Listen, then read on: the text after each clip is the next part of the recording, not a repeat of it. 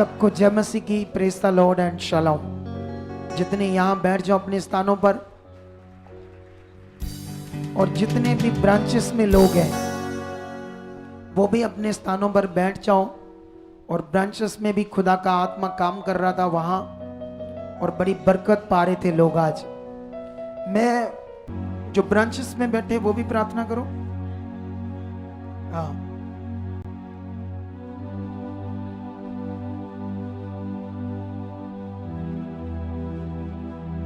मांगो मांगो खुदा से कि आज का वचन खुदा मेरी जिंदगी में बड़ा फल ला चुका है। इस वचन पर मैं चल चुका हूं, इसके लिए बुद्धि समझ मुझे दे चुके हो, ताकि इसे सुनकर मैं आगे बढ़ चुका हूं यीशु मसीह के नाम से। आमेन, हालेलुया। एक्चुअल में हम देते हैं दुनिया को गुड न्यूज, हम दुनिया को सुनाते हैं सुसमाचार, ठीक है। और सुसमाचार में क्या होता है? परमेश्वर का कैरेक्टर। हम किसी शब्द को लेकर ना तो किसी से झगड़ा करते हैं, ना किसी शब्द को लेकर हम कोई जाप करते हैं, ऐसा हमारी कोई शिक्षा नहीं है। हालेलुया। हमारी शिक्षा है कि जिसने दुनिया रची वो बाइबल के अनुसार एक अदृश्य परमेश्वर है, उसको इस दुनिया में कोई देख नहीं सकता। अब जो जिसको हम देख नहीं सकते उसको कैसे माने, कैसे समझे, कैसे जाने? तो इसीलिए परमेश्वर का एक करैक्टर इस दुनिया में प्रकट हुआ पुत्र के रूप में। परमेश्वर का करैक्टर दुनिया में प्रकट हुआ। क्यों हुआ? शुरू में जब पढ़ते हैं तो शुरू में उसकी भविष्यवाणियां होनी शुरू हो जाती है। शुरू में जब पढ़ते हैं तो दुनिया एक दूसरे को मार दाड़ कर रही है, खत्म कर रही है शुरू में बाइबल के अंदर। तो ये काम आज भी दुनिया में एक दूसरे को मारने का हो रहा है, धर्म धर्म से लड़ाई। और यीशु मसीह ने ये कहा भी था कि अंत के दिनों में ये चिन्ह होंगे कि धर्म धर्म से, कौम कौम से लड़ाई करेगा, देश देश से लड़ाई करेगा, भूचाल आएंगे, अकाल आएंगे, ये सब चीजें लिखी है और ये अंत के दिनों में पूरा होना है, ठीक है। लेकिन अब सवाल है कि हम क्या प्रचार करते हैं, हमारा प्रचार क्या है? हम दुनिया को परमेश्वर के कैरेक्टर के बारे में बताते हैं कि जो अदृश्य परमेश्वर है, जिसको आज तक नहीं किसी ने नहीं देखा, जिसको कोई अपने तरीके से लाइट कहता है, कोई उसे शब्द कहता है, कोई कुछ कहता है ना। दुनिया में उसको अलग अलग चीज, अलग अलग नाम देकर उसकी बात करते हैं, वो ऊपर वाला है, ऐसा ऐसा ऐसा। लेकिन हमारे पास जो उसकी एग्जैक्ट जानकारी है, उसके अकॉर्डिंग, बाइबल के अकॉर्डिंग, वो खुदा, वो अदृश्य परमेश्वर पुत्र के रूप में, मनुष्य के रूप में प्रकट होता है। एक कंवारी कन्या से शब्द देदारी होता है। स्वर्गदूत के द्वारा मैसेज आता है उस कुंवारी कन्या को। जब वो एक्सेप्ट करती है, उसके ऊपर पवित्र आत्मा उतरता है, तब वो गर्भवती होती। इतना बड़ा ज्ञान, इतनी बड़ी सच्चाई को हम प्रचार करते हैं, यीशु के करैक्टर को, जीवन को। यीशु फिर आया, उसने क्या किया? यीशु के आने का मकसद क्या था? अगर दुनिया में कोई गड़बड़ नहीं है, अगर दुनिया में शैतान नहीं है, दुष्ट आत्मा नहीं है, तो इस ग्रंथ में लिखा नहीं होना चाहिए था। और आज जो दुनिया इतनी जो भयंकर दुष्ट आत्माओं से पीड़ित है, भयानक दुष्ट आत्माओं से पीड़ित लोग हैं, उन्हें हमने यहां से छुड़ाया है। उनसे पूछो, उनकी जिंदगी में पूछो, कितनी वो पीड़ा में, कितनी, जब किसी की जिंदगी में दुष्ट आत्माएं काम करती, उनसे पूछो वो कितनी तकलीफ में जिंदगी जीते, कितनी पीड़ा में जिंदगी जीते। क्योंकि इसका इलाज, इसका छुटकारा यीशु में है। बहुत सारे धर्म, बहुत सारे डेरों में तो ये विश्वास भी नहीं करते कि दुष्ट आत्माएं होती है, वो विश्वास भी नहीं करते कि शैतान नाम की कोई चीज होती है। अगर नहीं होती तो परमेश्वर ने नहीं बताना था, अगर नहीं होती तो तुम लोगों को ये तकलीफ नहीं मिलनी थी। साइंस, कुछ डॉक्टरों ने इसको कुछ दूसरा तीसरा नाम दे दिया, बीमारी का नाम दे दिया है। अगर वो बीमारी है तो फिर हमारे प्रार्थना करने से क्यों चले जाती है? अगर वो बीमारी है तो 1 मिनट में दुष्ट आत्मा निकलता है, तो बंदा चंगा वाला कैसे हो सकता है? अगर वो बीमारी है तो फिर ट्रीटमेंट से जानी चाहिए थी। वो दुष्ट आत्मा है, और जो लोग उनका ज्ञान बनाते हैं वो मनुष्य है। इसीलिए बाइबल में लिखा है मनुष्यों का ज्ञान। इसीलिए परमेश्वर ने कहा था मैं ज्ञानवानों के ज्ञान को तुच्छ करूंगा। कहा था कि नहीं कहा था परमेश्वर? इसीलिए कहा था क्योंकि उनकी ज्ञान के वजह से बहुत सारी रूहें नाश हो जाएंगी इस दुनिया में। तो इसलिए तुम्हें खड़ा होना है, स्ट्रांग बनना है। और याद रखना, जो वो बाबा जी कहते हैं कि इन्होंने हमारा शब्द लिया है, कोई जरूरत नहीं हमको किसी का शब्द लेने की। ये बाइबल में मिस्टेक से लिखा गया है, और अब जो बाइबल आ रही है उसमें हटा दिया गया है, क्योंकि हमें तो यीशु के करैक्टर को बताना है।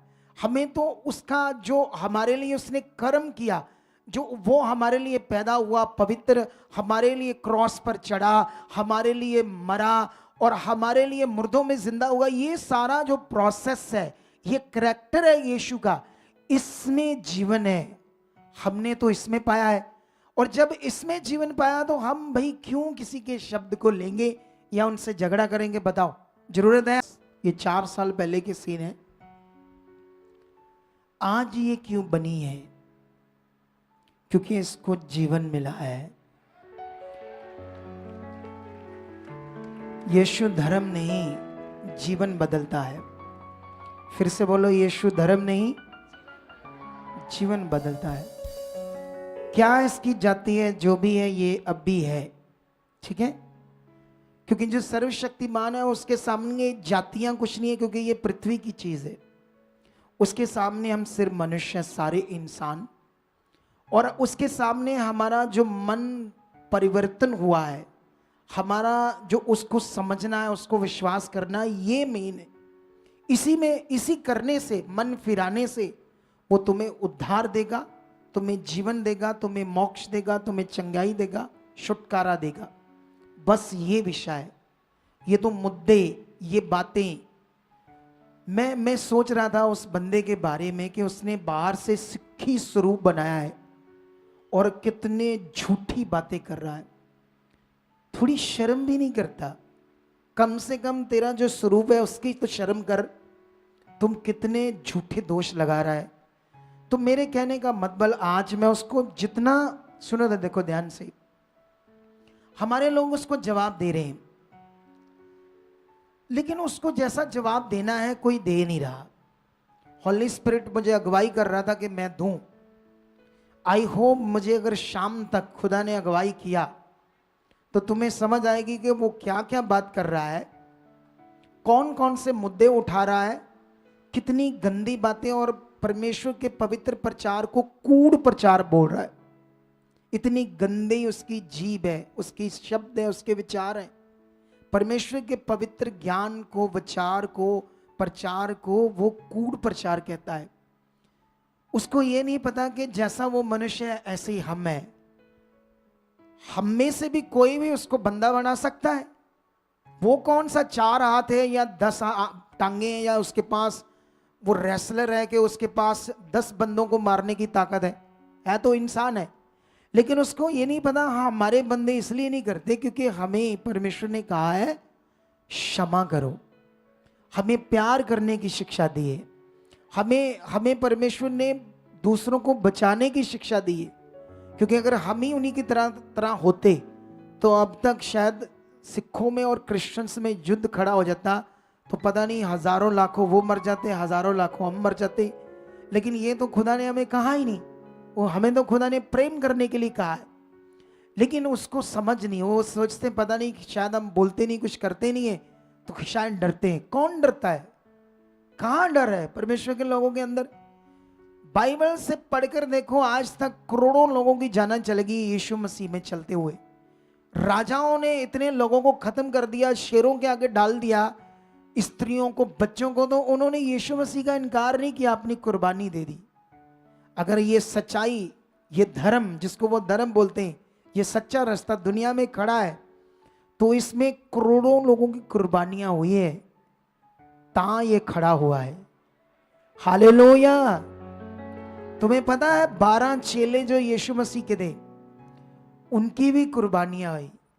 किसी को पुट्ठा लटकाकर मारा गया, पतरस को पुट्ठी स्लीब पर लटकाकर उसको सूली देनी पई। जो थोमा था, इंडिया में परमेश्वर का वचन लेकर आया था, सुसमाचार, उसको भी मारा गया पंडितों के द्वारा। लेकिन उन्हें कोई परवाह नहीं थी। तब तक वो अपना काम कर चुके थे, तब तक वो इतने लोगों को तैयार कर चुके थे कि वो चले भी जाएं दुनिया से तो ये काम स्टॉप होने वाला नहीं था, जिसमें लोगों को क्या मिलना था? जीवन मिलना था। तो इसलिए इस बातों को आप चेक करो, पकड़ो। ये सबसे बड़ा विषय है। हम किसी धर्म का प्रचार नहीं करते, हम करते हैं गुड न्यूज प्रचार, यीशु मसीह का प्रचार। वो जो खुदा अदृश्य है, जिसको कभी देखा नहीं, वो ही खुदा पुत्र के रूप में इस दुनिया में प्रकट हुआ, ये दिखाने के लिए कि परमेश्वर कैसा है, वो क्या कर सकता है। जो यीशु मसीह ने किया ना, दुनिया में कभी भी किसी ने नहीं किया। जो तुम्हारे पास दुनिया का ज्ञान है ना, जो लोगों ने बनाया है, वो क्या है, मुझे उससे कोई लेना देना नहीं है। अगर वो सच्ची है तो उनके नाम से भी वैसा ही काम होता जैसे उनके नाम से भी सामर्थ काम करती। लेकिन याद रखना, ये पॉइंट को आज सीधा सीधा सीख लो।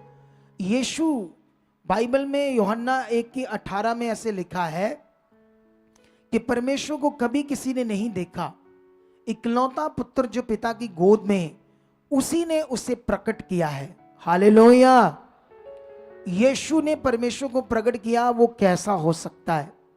सबसे पहले यीशु का स्वभाव, क्षमा करने वाला, उसके क्यों वो आया है, क्यों ये काम जो तुम्हारी जिंदगी में रोग है, हालात है, बीमारियां, दुष्ट आत्माएं, कैंसर है, दूसरी तीसरे हालात है, क्यों है? इसका एक ही कारण था कि मनुष्य पापी है, उसके खून में पाप है। और यीशु मसीह ऐसा पूरी पृथ्वी पर मनुष्य था जिसके अंदर पाप नहीं था। क्योंकि जो मम्मी डैडी से जन्मा है वो पाप से है। मैं भी, आप भी, कोई भी, जो भी है सारा संसार में, एक यीशु ही बिना पाप से था। और उसकी कुर्बानी, उसका लहू ही मनुष्य को पाप से छुड़ाएगा और जीवन देगा। ये हमारा प्रचार है। इस प्रचार को छोड़कर हम दूसरे शब्दों को कैसे ले सकते हैं? बोलो। दूसरे शब्दों को लेना या करना हमारा तो कोई मीनिंग ही नहीं बनता। ये वचन है यूहन्ना 4:24। यहां पर क्या लिखा है? परमेश्वर आत्मा है और अवश्य है कि उसकी आराधना करने वाले आत्मा और सच्चाई से आराधना करें। इधर देखो ध्यान से। हमें यह बताया गया है कि परमेश्वर जिसने सृष्टि रची है वो एक स्पिरिट है, वो एक आत्मा है, पावरफुल सुप्रीम गॉड। ठीक है? तो बाइबल ये कहती है परमेश्वर आत्मा है और ये अवश्य है कि उसकी भक्ति करने वाले कैसे भक्ति करें? उसके आत्मा से और सच्चाई से। ये आत्मा और सच्चाई क्या है? इधर देखो ध्यान से। सच्चाई का मतलब होता है हमने अब पाप की जिंदगी, गलत जिंदगी, धोखा देना, झूठ बोलना, झूठ की गवाही, ये सब गलत काम नहीं करने। हमने अब पूरी तरह से प्योर जिंदगी जीनी है, खालिस जिंदगी। हालेलुया। सच्ची जिंदगी। और इस जिंदगी को जीने के लिए परमेश्वर के साथ हमें हेल्प चाहिए पवित्र आत्मा की, जो परमेश्वर यीशु मसीह के नाम से मिलता है। ये ज्ञान तो दूसरों के पास नहीं है, लेकिन ये तुम्हें मिल रहा है। जब तुम यीशु मसीह को ग्रहण करते हो, बपतिस्मा लेते हो, तो तुम्हें पवित्र आत्मा मिलता है, पहले भी मिल जाता है। ठीक है? विश्वास के साथ जब हम यीशु मसीह को ग्रहण करते हैं, पवित्र आत्मा क्या करेगा? तुम्हें बदलेगा अंदर से। क्या करेगा? तुम्हें बदलेगा। ये बदलेगा क्या करेगा? अभी एक वचन और पढ़ते हैं, उसके बाद मैं समझाता हूं, तुम्हें समझ आए भक्ति का विषय। इधर साथ में एक वचन है 3:6 से पढ़ते हैं। जब एक धर्म गुरु यीशु मसीह के पास आता है और यीशु मसीह के साथ कई सारी बातें होती है और यीशु मसीह उसको राइट चीज बताते हैं। उसको यीशु मसीह ने कहा, जब तक मनुष्य जल और आत्मा से ना जन्मेगा तब तक परमेश्वर के राज्य को देख ना पाएगा। तो उसको ये बात समझ नहीं आई। तब यीशु उससे कुछ बात करते हैं। 6 से पढ़ते हैं, क्या लिखा? यीशु मसीह ने उससे कहा, क्योंकि जो शरीर से जन्मा है वह शरीर है और जो आत्मा से जन्मा है वह आत्मा है। अचंबा ना करके मैंने तुझसे कहा, तुझे नए सिरे से जन्म लेना अवश्य है। हवा जिधर चाहती है उधर चलती है और तू उसका शब्द सुनता है, परंतु नहीं जानता कि वह कहां से आती है और किधर को जाती है। जो कोई आत्मा से जन्मा है वह ऐसा ही है। निकुदेमस ने उसको उत्तर दिया, ये बातें कैसे हो सकती है? सुनो तो देखो, जब तुम आत्मा से जन्म लोगे तो ये जो तुम्हारा शरीर का जीवन ये नहीं रहेगा। एक ऐसा जीवन, उसकी उदाहरण यीशु मसीह ने दी कि जो आत्मा से जन्मा वो ऐसा है कि हवा कहां से आती है, कहां को जाती है, ये किसी को नहीं पता। ऐसा ही हमारा जीवन हो जाएगा, इतना पावरफुल, इतना ताकतवर, इतना परमेश्वर के साथ एक हो जाएगा। लेकिन ये एक प्रैक्टिकल जीवन है जो आत्मा के द्वारा हम करते हैं। इसके लिए मैं तुम्हें एक और वचन पढ़ाता हूं, उसके बाद मैं तुम्हें कई सारी बातें समझाने की कोशिश करूंगा जल्दी जल्दी, ताकि तुम बहुत सारा आगे बढ़ पाओ।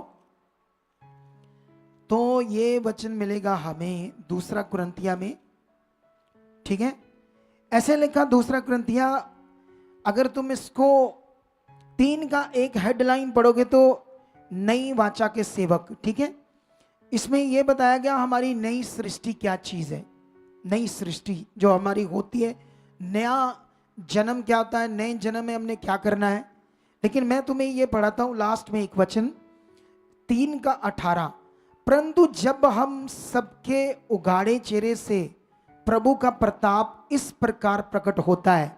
सुनो सुनो, ये ध्यान से सीखो। ऐसे लिखा है, परंतु जब हम सबके उघाड़े चेहरे से प्रभु का प्रताप इस प्रकार प्रकट होता है। मतलब यहां क्या लिखा है, इधर देखो, हमारे जीवन से परमेश्वर का जीवन प्रकट होना है। किससे? हमारे जीवन से। तो हमारे जीवन से प्रकट होना है जिस प्रकार दर्पण में, तो प्रभु के द्वारा जो आत्मा है, हम उसी के तेजस्वी रूप में अंश अंश करके बदलते जाएंगे। हालेलुया। कितने लोगों को यह बात अब समझ आ रही? इधर देखो ध्यान से, यह एक ऐसा आत्मिक प्रैक्टिकल है जैसे उस बहन ने परमेश्वर के साथ एक विश्वास का प्रैक्टिकल किया अपने मुंह से बोलकर। पहले वो सोचती थी, प्रार्थना करती थी और साथ साथ में गुस्सा भी करती थी और साथ साथ में झगड़ा भी करती थी। काफी सारा लड़ाई झगड़ा होता था। जो मेरी शिक्षा से समझ आया, तो फिर उसने परमेश्वर के वचन को अपने मुंह से विश्वास से अंगीकार, मतलब बोलना शुरू किया अपने मुंह से, ऐसे प्रैक्टिकल किया। ये बदल चुका है, इसकी श्राप छूट चुकी है, ये अब परमेश्वर के साथ एक प्रैक्टिकल था, स्पिरिचुअल, उसकी ताकत को प्रकट करने का। जैसे इसने किया तो इसका पति जो 18 साल से शराब 1-2 बोतल रोज पी जाता था, वो छूट गया। हालेलुया। जब ये काम हमारे सामने हमारे बोलने से होते हैं, इसी प्रकार से हमारा तेजस्वी स्वरूप में बदलना आत्मा के द्वारा, इसको बोलते हैं परमेश्वर की भक्ति। परमेश्वर की भक्ति का मतलब ये नहीं कि तुम किसी रीति रिवाज को सारी जिंदगी करते रहो, अपनी शॉप के अंदर झूठ बोलो, चोरियां करो, गंदी वीडियोस देखो, मारधार करो, गालियां करो, जो मर्जी करो तुम्हारे दिल में आए। तुम साथ साथ कोई भी किसी नाम शब्द को कुछ भी भक्ति करो, इससे कोई लेना देना नहीं। दुनिया क्या कर रही है मुझे उससे कोई मतलब नहीं, और ना ही मैं उनको कुछ कह रहा हूं। वो उनका जीवन है, जैसे जी रहे। एक दिन परमेश्वर की दया होगी तो वो भी चुने जाएंगे। अगर आपकी प्रार्थनाएं स्ट्रांग होगी अपने नगर के लिए, अपने शहर के लिए, अपने लोगों को बचाने के लिए, अगर तुम्हारी प्रार्थनाएं स्ट्रांग होगी अपने गांव के लिए, तो वो बचाए जा सकते हैं, उनकी जिंदगियां बच सकती है, उनका भला हो सकता है। उस प्रभु का जो जीवन है उसमें हमने बदलना है, उसके आत्मा के द्वारा अंश अंश करके। ये जो जिंदा खुदा है उसका प्रेम है, जो अभी हम उसके साथ मन लगा रहे थे, उसकी इच्छा में प्रैक्टिकल करवा रहा था। मैं आज जब मैं प्रार्थना करवा रहा था ना, तो मैं बोल रहा था, याद करो उसकी भलाइयों को, उसके उपकारों को, अपना मन फिराओ। तो ये जो प्रैक्टिकल करवा रहा था, ये तो भक्ति का पार्ट है। यही भक्ति है, बदलना, उसकी इच्छा में चलना, वो जो चाहता है वो करना, इसको कहते हैं भक्ति। ठीक है? तो ये होना नहीं था कभी भी। मनुष्य ने कभी परमेश्वर की इच्छा में नहीं चलना था। 5000 साल के रिकॉर्ड को चेक करो, इजरायली कभी परमेश्वर की इच्छा में नहीं चल पाए। जो ज्ञान व्यवस्था परमेश्वर ने दी थी उसको कभी पूरा नहीं कर पाए। क्योंकि जब तक सामर्थी आत्मा, पवित्र आत्मा मनुष्य में ना आता, जो खो दिया था आदम और उसकी पत्नी ने, यीशु मसीह उसी आत्मा को वापस मनुष्य को देने के लिए पृथ्वी पर आई। अब मेरे पास वो आत्मा है, आपके पास भी है, लेकिन वो आत्मा को काम करने देना है। वो आत्मा के द्वारा हम अंश अंश करके उसके तेजस्वी स्वरूप में बदलते जाएंगे, उसकी इच्छा में चलने वाला। ये करते करते तुम्हें समझ आएगी खुदा क्या है, उसका अनुभव क्या है, वो दिखने में क्या है, वो फीलिंग में क्या है, उसके ये मैं तुम्हें अभी समझा नहीं पाऊंगा, क्योंकि ये उस लेवल तक होगा। ये तुम्हें करने में प्रैक्टिकल जरूर तुम्हें समझा पाऊंगा। जैसे मान लो मैंने एक मूंगी दाल का हलवा है, हलवा, मूंगी दाल का हलवा, तो मैंने उसको एक चमचा भरा और मुंह में डाला, तो मैंने ऐसे किया, क्या टेस्ट है। अब मैंने टेस्ट को तो कोशिश की फील करके बताने में, लेकिन तुम्हें समझ आएगा वो टेस्ट? बोलो, क्या तुम उस टेस्ट को जान पाओगे जो मैंने किया? क्योंकि मैंने किया है तो अब मुझे पता है, तुम भी जब करोगे तो तुम्हें पता चलेगा। मैं एक उदाहरण दे रहा हूं। इसी तरह खुदा के साथ जो अनुभव है, वो मैं तुम्हें अनुभव होना कैसे है, तुमने उसके भक्ति में प्रैक्टिकल जीवन को कैसे जीना है, ये मैं तुम्हें समझा रहा हूं। ये खुदा के करैक्टर के साथ पूरा होता है। हम उसके करैक्टर को विश्वास करते हैं। किसी जैसे तुम जब बाइबल पढ़ोगे ना, तो ऐसे लिखा ना, उसके नाम पर विश्वास करना। तो ये जो नाम शब्द है, इसको यूनानी में क्या बोलते हैं, मैंने बताया था, अनोमा। अनोमा यूनानी शब्द है। तो इसको इंग्लिश में पढ़ोगे तो ये करैक्टर है, करैक्टर। अनोमा शब्द जो है, ये जब तुम ओरिजिनल बाइबल का ट्रांसलेशन चेक करोगे, जहां हम बोल रहे हैं यीशु के नाम पर तुमने विश्वास किया, ये नाम पर नहीं, उसके करैक्टर पर। आपने समझा ना यीशु ने क्या किया हमारे लिए। आज तुम बीमारियों से छुटकारा पाने के लिए क्यों विश्वास कर रहे हो? क्योंकि तुमने उसके करैक्टर को समझा कि यीशु मेरे बीमारियों के लिए कोड़े खाए, मार खाई, शरीर तड़वाया, लहू बहाया, ताकि तुम बीमारियों से भी क्या हो जाओ, छूट जाओ। और ये प्रचार दुनिया में किसी धर्म के पास नहीं है, लेकिन नहीं है तो इसलिए दुनिया को यहां चंगाई मिल रही है, डिलीवरेंस मिल रही है, छुटकारा मिल रहा है। तो वो लोग सोचते हैं कि इनके प्रचार को रोकें कैसे? तो रोक तो सकते नहीं है, तो इसके लिए उन्होंने अपनी गंदी राजनीति को बनाया, कूड़ प्रचार कहा, झूठ बोला, पता नहीं क्या क्या अनाप शनाप बातें बोल रहे, और ताकि वो जो नए नए लोग वो डर जाएं, नए लोगों के दिमाग में पता नहीं क्या आ जाए, है ना। जैसे क्रूसेड शब्द को सबसे ज्यादा उन्होंने हाई किया हुआ है।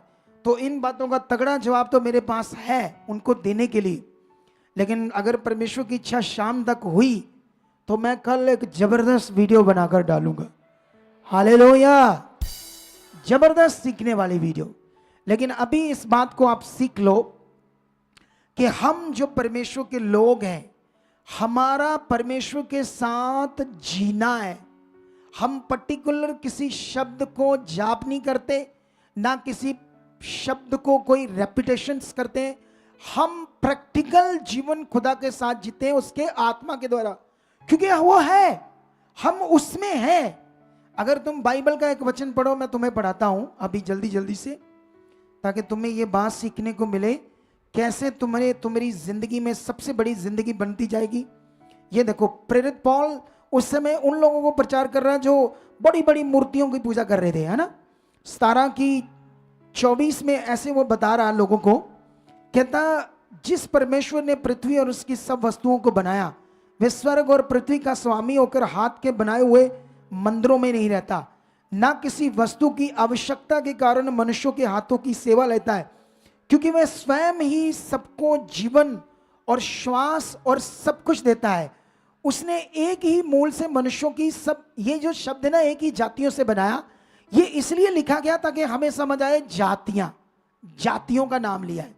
लेकिन एक्चुअली ये अगर परमेश्वर शब्द यूज करता राइट हमारे लिए, तो ये मनुष्य होता, है ना। लेकिन इसलिए ये शब्द यूज किया गया है।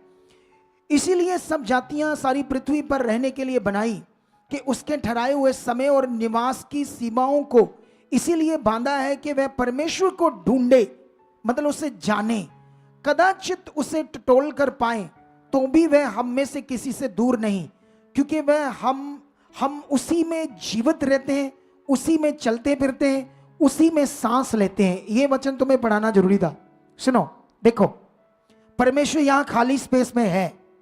हालेलुया। जिस परमेश्वर की हम बात कर रहे हैं, जिस परमेश्वर का हम प्रचार कर रहे हैं, जो इतना ताकतवर है, अगर तुम्हारे दिमाग में ये ज्ञान फिट हो गया, अगर तुम्हारे दिमाग में परमेश्वर की ताकत फिट हो गई, सुनो देखो ध्यान से सब लोग, ये देखो खाली स्थान है मेरे सामने, ये मैं चल रहा हूं खाली स्थान में, तो मैं चल रहा हूं तो मैं परमेश्वर के बीच चल रहा हूं, वो है, और परमेश्वर के बीच में मैं सांस ले रहा हूं क्योंकि वो है, उसी बीच में मैं चल रहा हूं, सांस ले रहा हूं, वो है। लेकिन शारीरिक जीवन को ये याद नहीं आता, शारीरिक जीवन ये फील नहीं करता, शारीरिक जीवन ये प्रैक्टिकल नहीं करता, शारीरिक जीवन को इसीलिए लोग पत्थरों को, मिट्टी को, पहाड़ों में जाकर इधर उधर उसको ढूंढ रहे हैं, कुछ ऐसी चीजें कर रहे हैं कि वो मिल जाए, कहां से मिल जाए, कैसे मिल जाए। लेकिन वो मिलना कैसे है?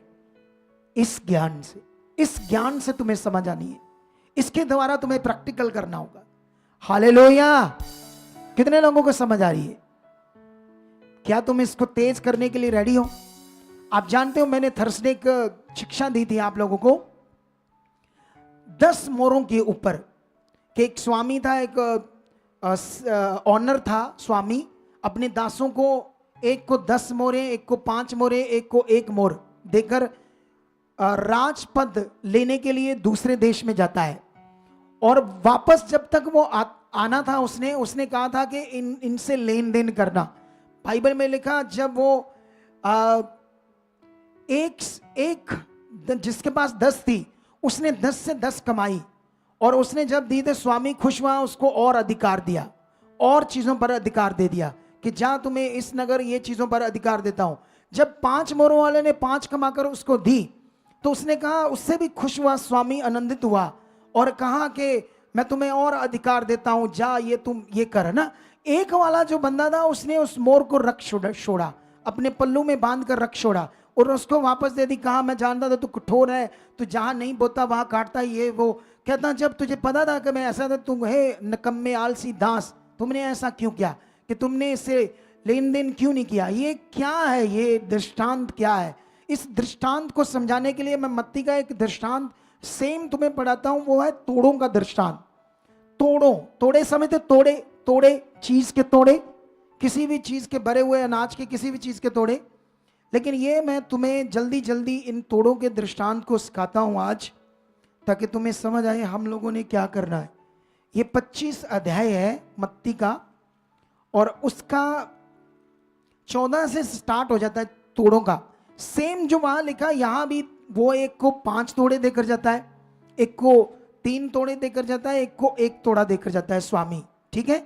लेकिन मैं 19 से पढ़ता हूं आपके लिए क्या लिखा, 25 का 19 से। बहुत दिनों के बाद उन दासों का स्वामी आकर उनसे लेखा लेने लगा, और जिसको 5 तोड़े मिले थे, उसने 5 तोड़े और लाकर कहा, हे स्वामी, तूने मुझे 5 तोड़े सौंपे थे, देख मैंने 5 तोड़े और कमाए हैं। उसके स्वामी ने उससे कहा, धन्य है अच्छे और विश्वास योग्य दास, तू थोड़े में विश्वास योग्य रहा, मैं तुझे बहुत वस्तुएं का अधिकारी बनाऊंगा, अपने स्वामी के आनंद में सहभागी हो, ऐसे कहा। उसके बाद 22 में दूसरा बंदा आता है, और जिसको 2 तोड़े मिले थे, उसने भी आकर कहा, हे स्वामी, तूने मुझे 2 तोड़े सौंपे थे, देख मैंने 2 तोड़े और कमाए। उसके स्वामी ने उससे कहा, धन्य हे अच्छे और विश्वास योग्य दास, तू थोड़े में विश्वास योग्य रहा, मैं तुझे बहुत सारी वस्तुओं का अधिकारी बनाऊंगा, अपने स्वामी के आनंद में सहभागी हो। वाह, कितनी बड़ी बातें। और साथ में 25 का 24 में क्या है, ये सीखने वाला विषय है। ये वो बंदा है जो 1 तोड़े वाला है, लेकिन इसका मैं आपको पढ़ाऊंगा सिर्फ 28 से लेकर 30 तक क्या लिखा है। इसलिए वह तोड़ा उससे ले लो। जब उसने कहा मैंने कुछ नहीं किया, उसने उसको कहा, इसका तोड़ा इससे ले लो, और जिसके पास 10 तोड़े हैं उसको दे दो, क्योंकि जिस किसी के पास है उसे और दिया जाएगा और उसके पास बहुत हो जाएगा, परंतु जिसके पास नहीं उससे वह भी जो उसके पास है ले लिया जाएगा। और इस नकम्मे दास को बाहर के अंधेरे में डाल दो जहां रोना और दांत पीसना होगा। हालेलुया। ये वो दृष्टांत, ये दृष्टांत क्या है, इधर सीखो। आज बाइबल एक सबसे पावरफुल ज्ञान है दुनिया के लिए। बाइबल एक ऐसी बुक है भेदों की, प्रकाशनों की, जो संसार को समझ नहीं आएगी। जब हम इसमें विश्वास में बढ़ेंगे सच्चे मन से, तब समझ आएगी। तो संसार को क्या समझ आएगी? उनको क्या पता यहां गलत क्या है और सही क्या है? ढोंगी ना हो तो ऐसे बातें करते वो, उनको क्या पता है इसमें क्या लिखा है। ये पवित्र आत्मा के द्वारा जिसने यीशु मसीह को अपना प्रभु सच्चे मन से ग्रहण किया है, उस पर पवित्र आत्मा का दान आता, तब इसके भेदों की समझ आती है। वरना ये क्या लिखा, किसी को क्या पता क्या लिखा है? तो कोई इसको, वो बंदा जो विरोध करता, क्या बताएगा इसके बारे में? हालेलुया। तो अभी इधर देखो आप लोग ध्यान से। अब सीखने वाला विषय क्या है यहां पर? यह शिक्षा है हमारे चुने जाने के बाद परमेश्वर की इच्छा को पूरा करना। जब उसने तुम्हें चुना, तुम्हें नाश होने से बचाया, अब तुम्हें उसने अपनी संतान बना लिया, तो अब हमारा काम है परमेश्वर की इच्छा को पूरा करना। और परमेश्वर की सबसे बड़ी चाहत है जगत बचाया जाए, मनुष्य बचाए जाए। और ईश्वर का ये आनंद है जो हम पृथ्वी पर पूरा कर रहे हैं। और जानते हैं इसको करके करके तुम्हें वो इतना पावरफुल समझ आएगा, परमेश्वर तुम्हें समझ आएगा वो कैसा है, उसकी ये चाहत पूरा करके, गुड न्यूज देके, सुसमाचार देकर। क्या तुम निकम्मे आलसी दास बनना चाहते हो? क्या तुम निकम्मे रहना चाहते हो और वो तुमसे आनंदित ना हो, खुश ना हो, कि तुम उसके लिए जीना चाहते हो? बताओ क्या करना चाहते हो? हालेलुया। आज जब मैं आया था, हम प्रैक्टिकल कर रहे थे परमेश्वर के साथ, उसके साथ अपने मन को फिरा रहे थे। हम तेरे लिए जिएंगे, तेरे लिए। तब वो उतर आया था आत्मा में, सामर्थ्य में, उसकी पावर काम करने लगी हमारे उस मन के साथ, उस विश्वास के साथ। और जैसे हमने ये देखा, हालेलुया, क्या देखा हमने? जैसे हमने ये देखा, लोगों के जीवन में काम होने लगा, लोगों के जीवन में पावर काम करने लगी। हालेलुया। कितने लोगों को ये बात समझ आ रही है? इधर देखो ध्यान से आप सारे लोग। Hallelujah, hallelujah. सुनो, इस दुनिया में शैतान नाम की चीज है। इस दुनिया में शैतान अपने अटैक करने की कोशिश करेगा। सुनो, वो आपकी चंगाई होने के बाद भी, आपका छुटकारा होने के बाद भी कोशिश करेगा कुछ आपकी जिंदगी में काम करे, तुम्हें आगे पीछे करे, तुम्हारी जिंदगी में कुछ ऐसा हालात लाए तुम भटक जाओ। लेकिन याद रखना, यहां जो खड़े रहे परमेश्वर के साथ, वो अपनी बीमारियों से, बड़े बड़े हालातों से भी छूटेंगे और एक उक्काबों की तरह जिंदगी जिएंगे। उक्काब जैसे ऊंचा उड़ता है, लेकिन ये एक विश्वास का विषय है, ये एक सामर्थ्य विषय है, एक पावरफुल विषय है जिसे तुमने सीखना है। हालेलुया। कितने लोग ध्यान दे रहे? इधर सारे इधर ध्यान दो। होता क्या है इधर देखो ध्यान से। शैतान बड़ा चालाक है। बाइबल में क्यों यीशु मसीह ने, परमेश्वर ने हमें यह कहा था, शैतान की जुक्तियों से अनजान मत रहो। कब किसी मनुष्य के द्वारा, कभी तुम्हारा मन खराब हो जाए किसी विषय को लेकर, किसी बात को लेकर, कोई और विषय हो सकता है, कोई और विषय हो सकता है। कभी भी शैतान की जुक्ति में तुम फंस सकते हो। असल जीवन जो तुम्हें परमेश्वर में मिलना है, असल जीवन जो तुम्हें यीशु मसीह में मिलना है, उससे तुम हट सकते हो, आगे पीछे हो सकते हो। तुम इतनी गवाहियां सुनते हो, वो लड़की की इधर हजारों गवाहियां हैं। तुम सुन सुनकर पुरानी गवाहियों को भी हैरान हो जाओगे कि परमेश्वर इतना ताकतवर है। जितना वो ताकतवर है, जितना वो महान है, जितना वो सामर्थ्य है, उतना हमारा मन भी चाहिए, उतना हमारा दिल भी चाहिए, उसके साथ हमारा भरोसा चाहिए, हम उसके साथ जीने वाले चाहिए। हम जब उसके घर में आते हैं तो हमारे अंदर एक तड़फ होनी चाहिए। हमें जब हम रात को सोते हैं, एक तड़फ, एक मन, ओ मुझे प्रभु के घर में जाना है, मेरे पिता के साथ मुझे संगति करनी है, उसके साथ मुझे बढ़ना। अगर ऐसा मन है तो तुम उसको अपने उघाड़े चेहरे से देखोगे, दुनिया देखेगी, तुम देखोगे। हालेलुया। लेकिन इसके लिए तुम्हें एक प्यास चाहिए, एक तड़फ चाहिए तुम्हारे अंदर, उसके साथ एक भावना चाहिए, एक प्यार चाहिए, तब तुम्हें वो सर्वशक्तिमान समझ आएगा। और मेरा विश्वास है कि आज के इन वचनों के द्वारा और आज की इस शिक्षा के द्वारा कि खुदा के साथ जो हमारी जिंदगी है वो क्या है, वो दुनिया जैसे है वैसे नहीं है।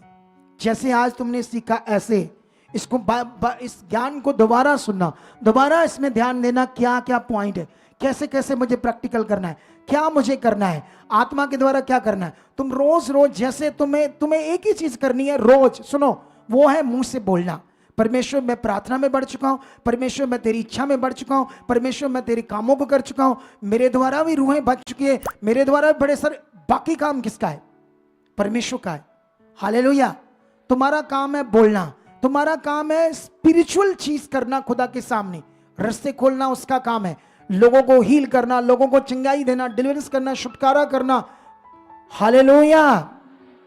थोड़े दिन पहले की एक बात है, एक भाई लड़का अपनी मम्मी को अपनी बहन के साथ आया, तो उस लड़का जो था वो यीशु मसीह से प्यार नहीं करता था, विरोध करता था, कहता था नहीं नहीं इनकी झूठी, क्योंकि एक मिनिस्ट्री की ना जो वीडियो वायरल हुई थी थोड़े दिन पहले, वो 25 दिसंबर के बाद जब वो एक एक्ट की तैयारी कर रहे थे ना, जैसे हम भी एक्ट करते हैं, तो एक्ट करते हैं तो उसमें बच्चों को सिखाया जाता है ना कि कैसे गिरना है, क्या करना है, जो रियल में होता है वो एक नाटक में करना था।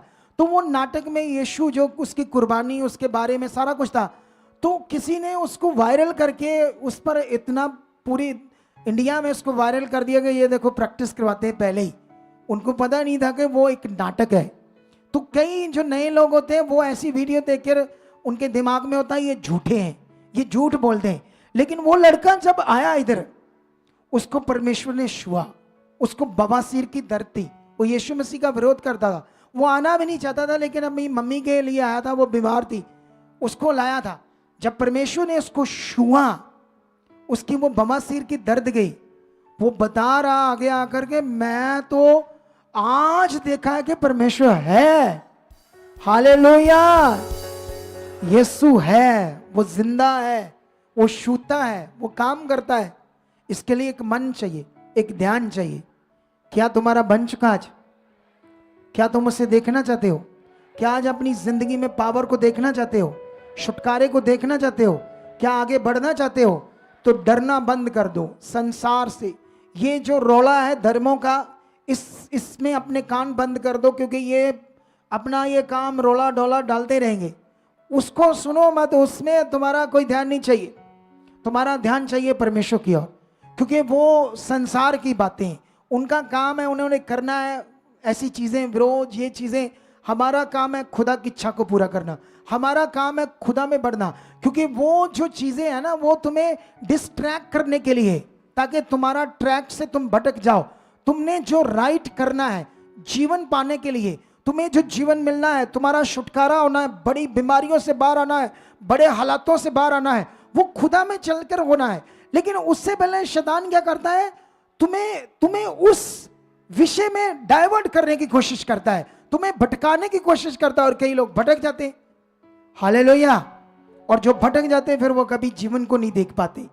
लेकिन मेरा विश्वास है आज जो तुमने सीखा है, सुना है, इसको तुम दोबारा सुनोगे 2 बार अच्छे से, इसके पॉइंट्स को पकड़ोगे, और आने वाली थर्सडे और